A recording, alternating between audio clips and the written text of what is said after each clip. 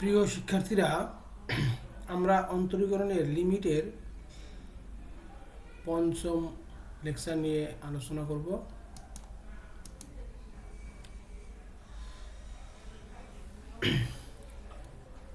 Three to the power x minus three to the power minus x ভাগ three to the power x plus three to the power minus x এই ফাংশনের x সমান অসীম বিন্দুতে, অর্থাৎ অসীম বিন্দুতে আমরা এই ফাংশনের লিমিট নির্ণয় করব। সমাধান আমাদের প্রথম যে রাশিটা দেওয়া আছে, limit x tends to infinity three to the power x minus three to the power minus x by three to the power x plus three to the power minus x.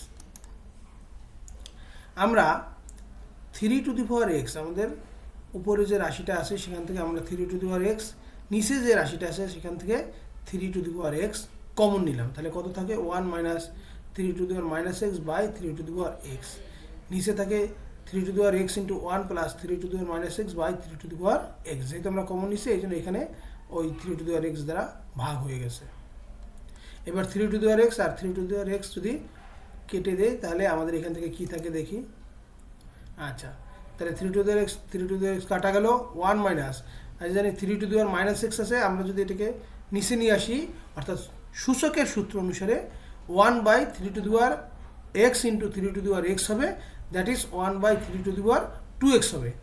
ঠিক নিচেরটার ক্ষেত্রেও তাই, one plus three to the power one plus one by three to the power two x. আমি আবারও বলছি, সূচকের নিয়ম অনুসারে three to the power minus x by three to the power x আছে, আমরা যদি থ্রি টু দি পাওয়ার এক্সকে উপরে নিয়ে যাই তাহলে three to the power minus two x হবে, এটাকে আবার লেখা যাবে one by three to the power two x. ঠিক নিচেও একই কাজ করা হয়েছে। এখন আমরা দেখি পরেরটা কী করলাম। আমরা লিখলাম one minus zero one plus zero. কেন লিখছি? আমাদের এক্স টেন্স টু ইনফিনিটি অর্থাৎ লিমিটে অসীম নির্ণয় করতে হবে। তাহলে আমরা যদি এক্সের পরিবর্তে ইনফিনিটি বসাই তাহলে ওয়ান বাই থ্রি এর power two into infinity, that is one by infinity হবে। ওয়ান বাই ইনফিনিটির মান আমরা জানি জিরো। ঠিক এইটার ক্ষেত্রেও ওয়ান বাই ইনফিনিটির মান জিরো। এই জন্য এখানে সাইড নোট হিসেবে দেওয়া হয়েছে, যদি এক্সের মান ইনফিনিটি হয় তাহলে one by three to the power x three to the power two x এটা জিরোয়ের কাছাকাছি হবে। তাহলে এখান থেকে আমরা পেলাম জিরো, এখান থেকে পেলাম জিরো, ওয়ান বাই ওয়ান সমান ওয়ান। সুতরাং আমরা লিমিটের মান পেলাম ওয়ান।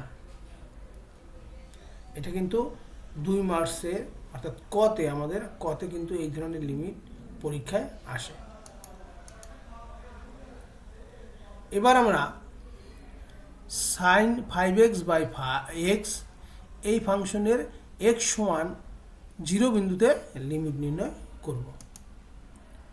সমাধান দেওয়া আছে, limit x tends to zero sine five x by x.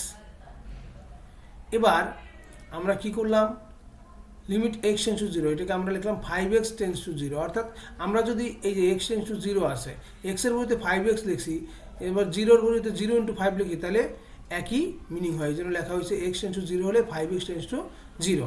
তাহলে আমরা লিখলাম limit five x tends to zero sine five x by five x. যেহেতু নিচে আমাদের ফাইভ এক্স আমরা লিখে ফেলছি, কিন্তু আমাদের ফাইভ তো নিচে নাই অঙ্কে, এই জন্য আমরা কী করলাম, ফাইভ দিয়ে আবার এখানে গুণ করে দিলাম। তাহলে কি হলো, আমাদের একটা সূত্র আছে যে limit x tends to zero sine x by x তার মান ওয়ান। আমি কি বলছি, limit x tends to zero sine x by x এর মান ওয়ান। তাহলে সেক্ষেত্রে আমাদের limit five x tends to zero sine five x by five x এর মান ওয়ান। তাহলে এর মান ওয়ান, আর এখানে ফাইভ, ওয়ান ইন্টু ফাইভ সমান ফাইভ। এটা কিন্তু সুন্দর এবং সহজ এবং ছোট্ট একটি অঙ্ক।